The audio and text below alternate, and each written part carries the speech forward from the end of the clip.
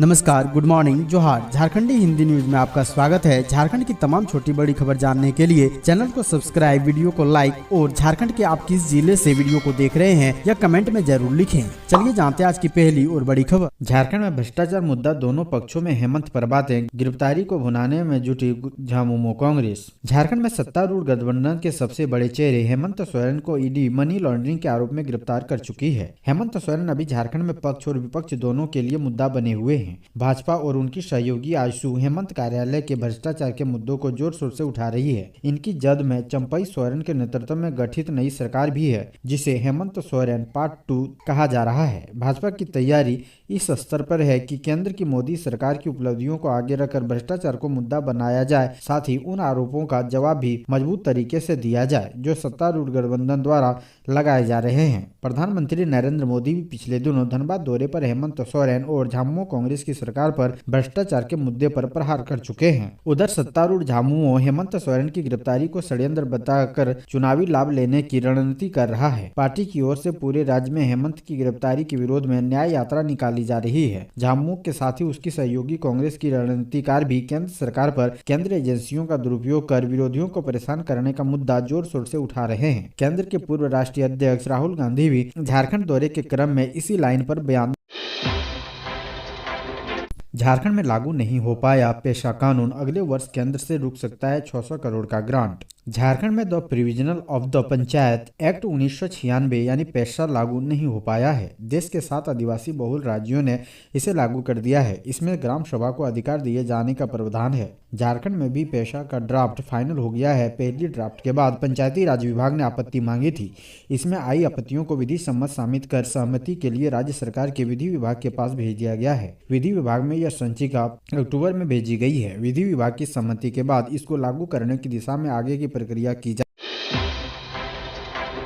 जानिए कौन है विधायक इरफान अंसारी। बचपन से ही भोलेनाथ के भक्त, महाशिवरात्रि पर रखा उपवास। देश के सभी धर्म के लोग सारे तीज त्योहार मनाते हैं। झारखंड में एक मुस्लिम विधायक ने महाशिवरात्रि के मौके पर भोलेनाथ को जल चढ़ाया और उपवास भी रखा। उन्होंने पहली बार मंदिर में पूजा अर्चना नहीं की, बल्कि वे बचपन से भोलेनाथ भक्त हैं। उनका नाम डॉक्टर इरफान अंसारी है, जो कि कांग्रेस के विधायक हैं। आइए जानते हैं कौन है डॉक्टर इरफान अंसारी। डॉक्टर इरफान अंसारी झारखंड की जामताड़ा सीट से विधायक हैं। उन्होंने पहली बार 2014 के विधानसभा चुनाव में जीत हासिल की थी। इरफान अंसारी ने जामताड़ा से भाजपा के प्रत्याशी बीरेंद्र मंडल को 9137 वोटों के अंतर से हराया था। इसके बाद कांग्रेस ने 2019 में इसी सीट से उन्हें फिर टिकट दिया और वे झारखंड विधानसभा सदस्य बने।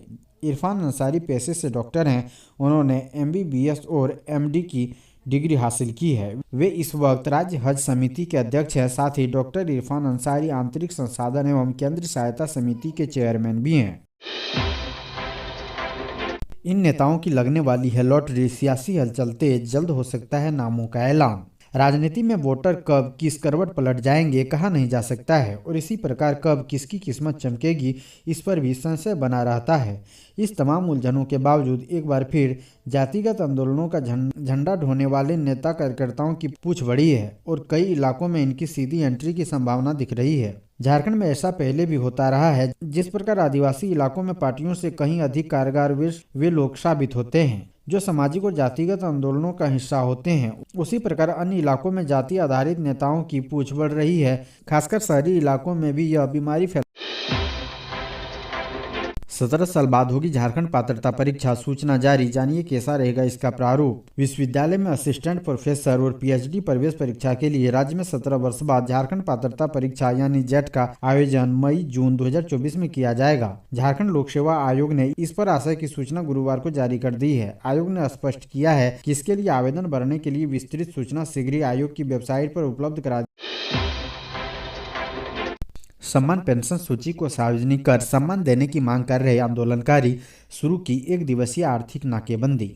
झारखंड आंदोलनकारी संघर्ष मोर्चा ने 1 दिवसीय आर्थिक नाकेबंदी शुरू कर दी। चास के ITI मोड़ के पास नेशनल हाईवे को आंदोलनकारियों ने सड़क जाम किया, जिस कारण लगभग 5 किलोमीटर तक सड़क जाम हो गया। आंदोलनकारी सम्मान पेंशन और राज्य सरकार के द्वारा बोकारो जिलों को भेजी गई सूची को सार्वजनिक कर सम्मान देने की मांग कर रहे थे। जिले के DC SDM सहित सभी को पत्र लिखा गया है। इस दौरान आंदोलनकारी 50,000 पेंशन की मांग कर रहे हैं। सड़कों पर उतरे आंदोलनकारियों ने सरकार और जिला प्रशासन के खिलाफ नारेबाजी नारेबाजी की है। आंदोलनकारी संघर्ष मोर्चा ने पूर्व में जिले के डीसी, एसडीएम सहित सभी को आर्थिक नाकेबंदी करने को लेकर पत्र लिख जानकारी दे दी थी। इसी आलोक में यह नाकेबंदी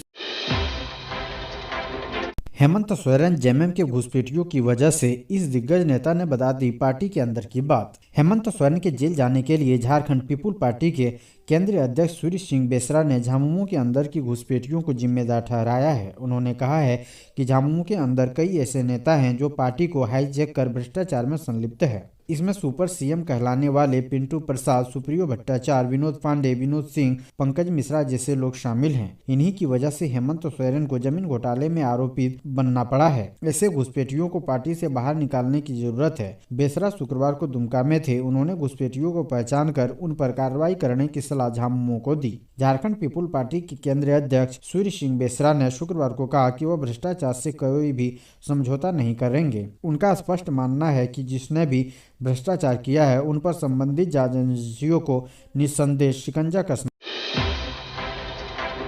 झारखंड में लोकसभा चुनाव का माहौल तैयार। ये है इंडिया गठबंधन के 3 बड़े मुद्दे। बीजेपी ने भी बनाई रणनीति। झारखंड की सियासत में इस बार सरना धर्म कोड, ओबीसी आरक्षण और 1932 खतियान आधारित स्थानीयता नीति बड़ा चुनावी मुद्दा बनता दिख रहा है।